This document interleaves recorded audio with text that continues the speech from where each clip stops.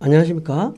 이번 시간에는 운송 수단별 어떤 개요에 대해서 설명하도록 하겠습니다. 화물 운송이라든지 어떤 해상 운송, 항공 운송, 그다음에 복합 운송 이러한 운송 어떤 영역별로 어떠한 차이점이 있는지를 학습하도록 하겠습니다.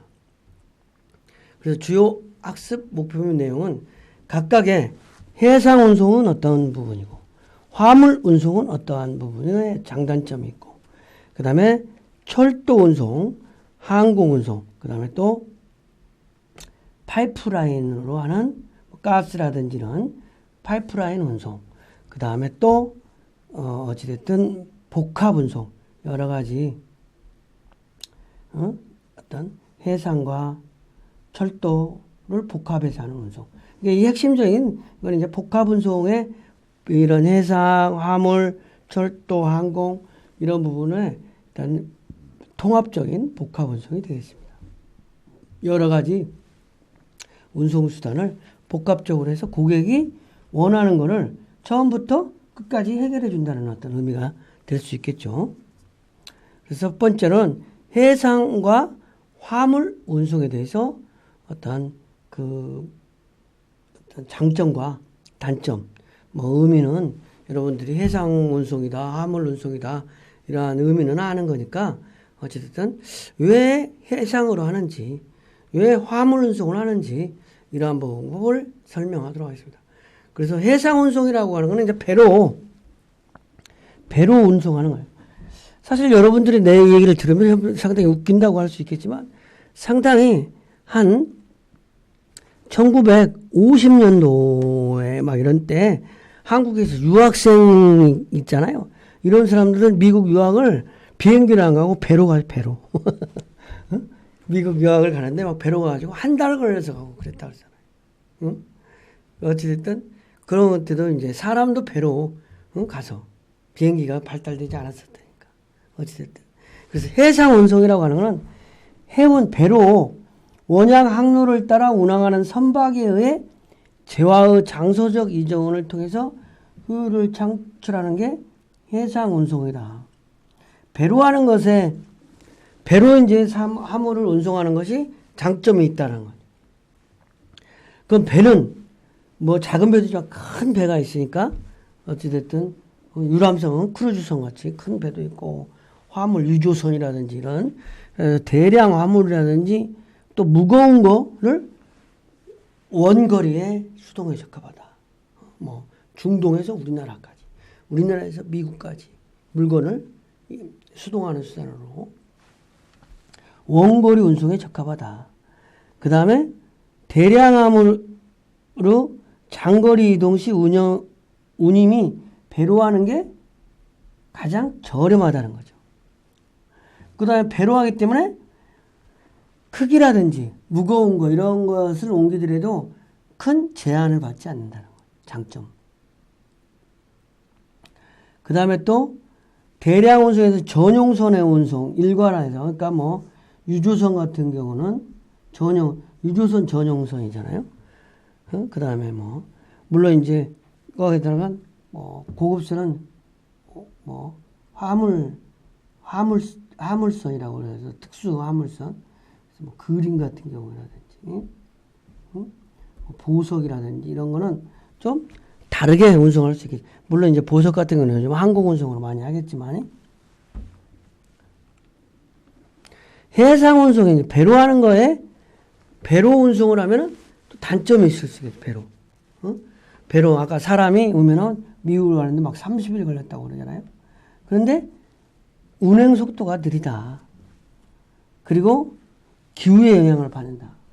우리나라도 지금 어찌됐든 서해안에 고려청자 이런 것들이 발견되잖아요.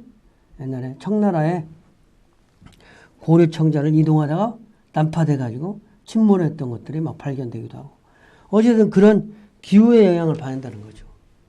그 다음에 항만 설비와 하역비가 비싸다. 손상 사고가 비교적 많이 화물이 좀 손상된 거 이런 게 많다. 포장 비용이 많이 든다는 거죠. 그 다음에 그러면 화물 자동차로 운송하는 거. 자동차도 천차만별이에요. 1.5톤짜리 자동차가 있는가 하면 막, 뭐, 15톤, 8톤, 12톤, 이런, 자동차가 있잖아요. 그 다음에 화물 자동차 운송은 특히 화물 트럭을 이용하는 운송으로 비교적 짧은 거리, 우리나라에서, 그러니까 서울에서, 뭐, 부산이라든지, 강원도에서, 목포라든지, 뭐 이런.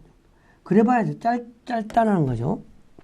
근데 자동차 운송에 화물 운송은 장점은 있다. 장점.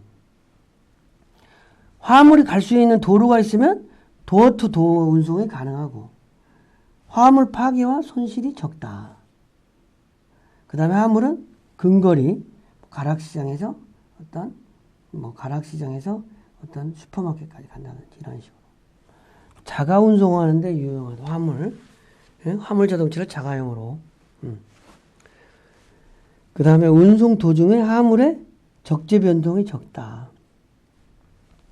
하역비와 포장비가 비교적 저렴하다. 시기에 맞는 배차가 용이하다. 언제든 용차를 우리가 부르면 쉽게 오잖아요. 근데 단점이 있다. 화물 운송의 단점은 뭐냐면 화물을 단거리로 주로 이동하는 거기 때문에 화물을 장거리로 하면 또 비싸진다는 거죠. 그 다음에 자동차 사고가 많이 발생한다는 거죠. 그 다음에 사회 문제. 그래서 우리나라도 8톤 차는 낮에 시내에 낮에 진입할 수 없다는 이런 거 있잖아요. 뭐 새벽이나 밤 늦은 시간 뭐 이런 때만 온다든지. 그 다음에 화물은 대량 화물의 운송에 부적합하다는 거예요. 대량 운송에.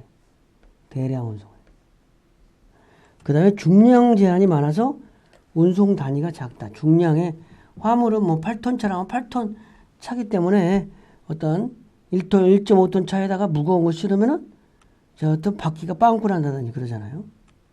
그 다음에는 철도, 항공, 파이프라인, 복합 운송에 대해서 설명하더라고요.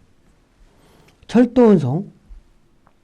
옛날에 이제 항공이 발달하기 전에는 철도 운송을 많이 했잖아요.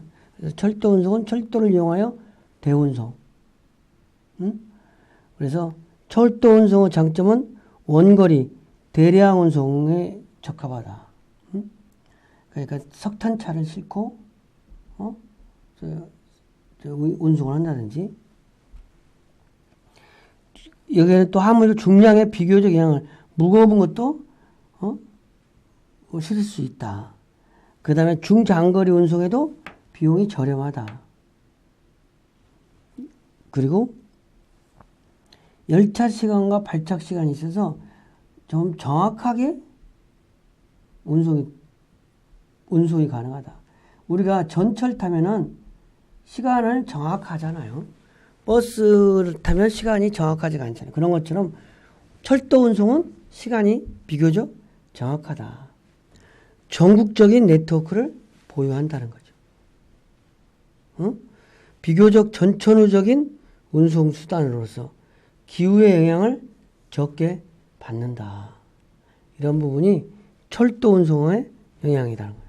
이런 거가 장점인 반면에 철도 운송에 또 단점도 있겠죠. 철도 운송의 단점은 철로가 있는 데만 가는 거죠. 그러니까 자유로운 요구에 미적용. 근거리 운송에는 운임이 높다는 거예요. 바로 가까운데 그러니까 서울에서 부산 간다든지 뭐 이러면은 괜찮은데 바로 가까운데 뭐 서울역에서 청량역이라든지 성북역까지 가는데 이러면 안 된다는 거죠. 그래서 그다음에 화물 수치에서 부수적인 운송이 또 필요하다. 철도까지 실어야 되고 막 이런 부분. 적기 배착 어렵다.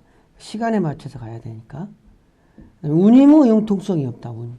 철도 요금이라 국가적인 요금이니까. 그리고 가까운 거리에는 운임이 높은 편이다. 그 다음에 화차 용적에 대한 화물의 용적에 제한을 받는다. 철도 무거운 거를 실 수는 있지만 그래도 제한이 있다는 거죠. 그 다음에 항공운송은 이제 어쨌든 기술의 발달에 의해서 산업화에서 급속하게 발전하고 특히 화물 전용기 도입. 물론 이제 코로나 때는 민항기를 다 드러내고 화물기로서 사용했지만 어쨌든 부피가 상대적으로 작은 고가의 상품들 이런 것들은 비행기로 가는 거죠.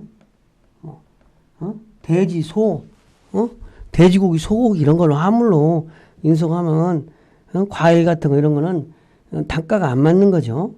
그래서 안 되는 거예요. 그 대신 화물 운송의 항공 운송의 장점은 고가의 소형 상품, 고가 보석이라든지 이런 거, 명품, 그다음에 이런 것들은 그다음에 유리라든지 포장이 간단하여 포장비가 저렴해요. 그다음에 빨리 가야 되는 거, 긴급 화물, 유행에 민감한 상품의 운송, 이런 부분은 항공화물로. 근데 항공화물도 단점이 있는 거죠. 대형 대량 화물 운송에 부적합하고 항공기도 기후의 영향을 많이 받는 거죠. 이착륙하는데 운송의 완결성이 좀 부족하다. 무언가 좀 부수적인 일이 필요하다는 거죠. 복합 운송은 두 가지 이상의 다른 운송수상을 이동하여 컨테이너 화물을 화주 문전에서 수화인 문전까지 도어투도어로 일괄 배송하는 방식으로 육상, 해상, 항공기의 상호 간의 계약을 체결하여 그 중에 누군가가 운송 주체가 되고 다른 운송기관은 이제 부수적으로 해가지고 자, 그래서 요즘 여행 가는 것도 어떤 KTX로 어떤 여행 상품들이 많이 나오죠. 그래가지고 KTX 현지에서 또 버스하고 관광지하고 연계시키고 뭐 이렇게 하는 부분, 지자체에서 이런 것들이 복합 운송과 관련되어 있다. 파이프라인 운송은 이제 석유, 가스 제품을 이거 장점은 유지비가 저렴하고 안전성이 있는 거죠. 가스 사고 같은 거. 근데 또 단점이 있다. 이용 제품의 에너지 자원에 한정돼 있고 초기 설비 파이프라인을 관을 묻어야 되니까 고정비 지출이 많다는 거죠. 학습 내용을 정리하면 어쨌든 이번에 이제 지금 설명한 거는 어떤 해상 운송, 철도 운송, 이런 그다음에 항공 또 복합 운송 여러 가지 있는데 여러 가지의 각각의 장점과 단점이 있다라는 거죠. 장점과 단점. 그래서 어떤 화물이냐에 따라서 어떠한 화물이냐에 따라서 어떤 때는 항공기로 하고 어떤 때는 화물 운송으로 하고 어떤 때는 해상 운송으로 하고 그래야 되겠죠. 그리고 또 이제 복합 운송이라 해가지고 여러 가지 운송 수단을 일괄해서 운송을 대행해 주는 방법 이런 부분들이 복합 운송 이런 부분들이 막 이렇게 요즘에는 많이 발전하고 있다고 할 수 있겠습니다. 이번 시간 강의를 마치겠습니다.